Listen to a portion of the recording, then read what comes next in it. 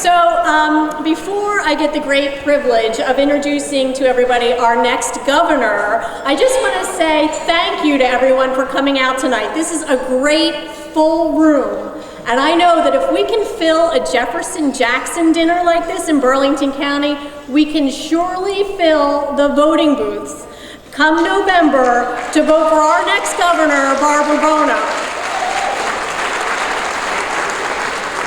Now, I say it's a privilege for me, and it truly is, because I know what a trailblazer Senator Buono has been in her career.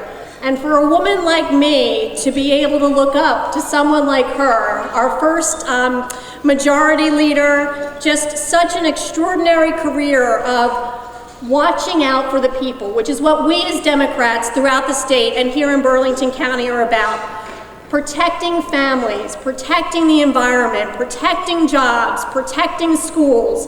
And I know that that is what Senator Buono is going to do for us as governor when we elect her this November. So we need you to all get out the vote and do your job. Talk to your neighbors, talk to your friends, post it on Facebook, use social media just like you did for Joanne and me last year. And if you do, we will be successful again this November. And with that, I'm going to turn it over to my great friend, my fabulous colleague, Joanne Schwartz. Okay, you guys know I always do wrap up, but I want to say that it's time to say goodbye to the embarrassing buffoon who is in Trenton. We need a stateswoman. We don't need somebody who's a bully. And how are we going to do that? And some of you have heard me say this before. So this is how we're going to do it in Burlington County and in the state of New Jersey. But we're going to start with Burlington. Repeat after me. House by house. House by house. Street by street. Street by street. Block by block. Block by block. Town by town. From the Delaware River to Bass River. Our next governor. It is an honor.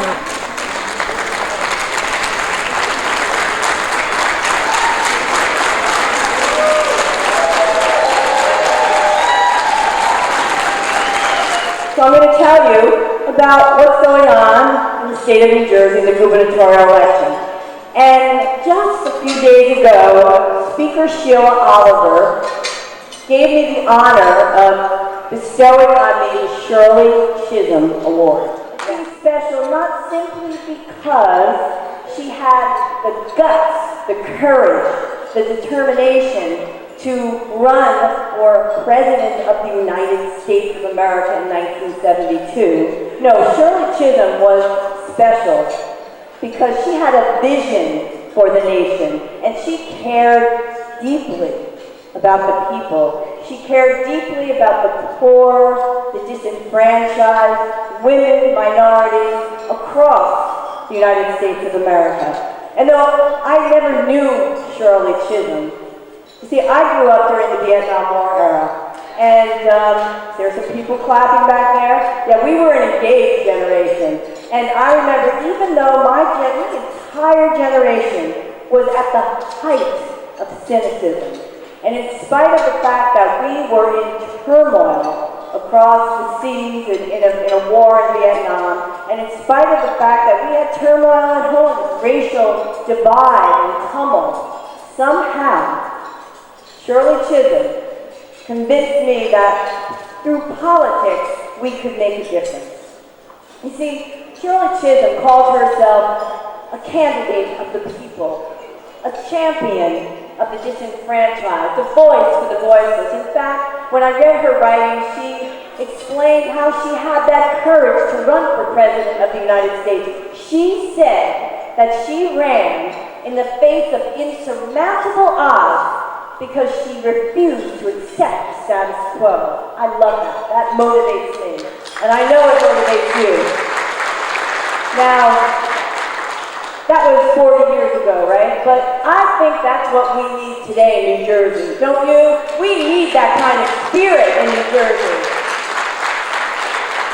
Because when I think of Shirley Chisholm, a woman of the people, a child of immigrants, someone who ran a campaign based on a platform of justice and fairness for everyone, not just for the few who were privileged, but for the many who were not. So don't tell me the social safety net drags people down. It lifts people up. It frees people to be able to achieve their own version of the American dream. You see, the difference today is that there was optimism back then. I grew up in New Jersey that wanted to see a kid like me succeed. Today, I don't see hope in people's face. I don't hear optimism in their voices. You know, it just seems to me that, you know, let me just tell you a little bit about my father. He was a butcher. He was a union butcher. And he worked hard. He worked like a dog to put food on the table. But you know what? He was proud of what he did. And he took strength and he had dignity from being able to provide for his family. Today, look around us. State of New Jersey, we still have one of the highest unemployment rates in the nation. Over 400,000 people out of work. The middle class has actually shrunk under this governor. And you shouldn't wonder why. You know, we have a governor that could have helped.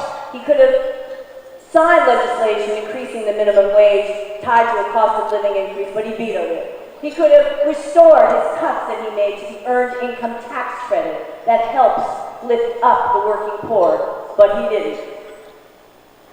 And so here we are in New Jersey. We have a governor. We gave him 3.5 years. I don't know about you, but I think that's long enough. 3.5 years, you know? We cut him a little slack because he was new on the job, right? But now time's up.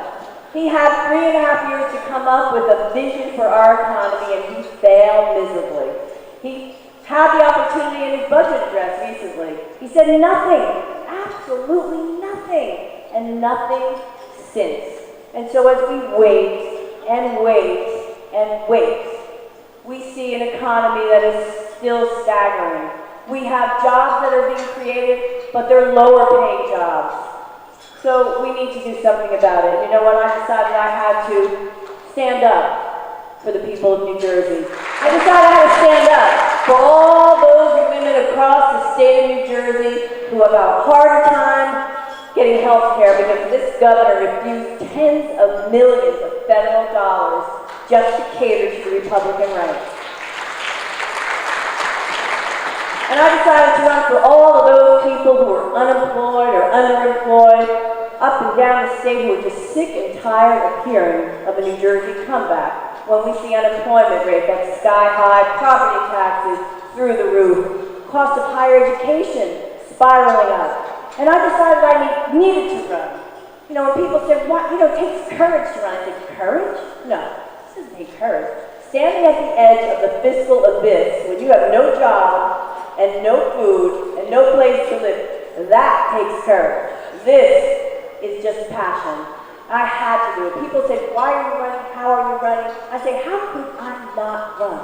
How could I not run? And so I decided I was going to run for all the people up and down this state who, because of who they were, where they lived, or how much they earned, have been told by this governor that you just don't belong. And I'm running for all of them because I see a little bit of me in every one of them. And so I decided, when people, you know, they ask me, "Why are you running against Chris Christie?" And my answer is always the same. I tell them, I'm not running against anyone. I'm running for New Jersey.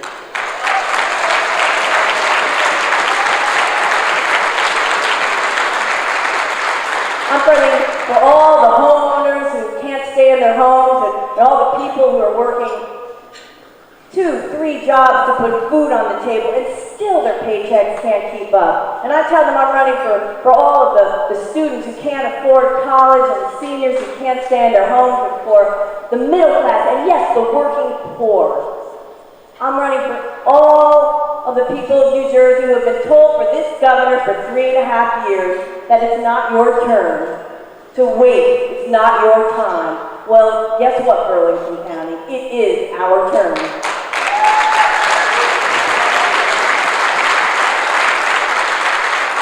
This is our time.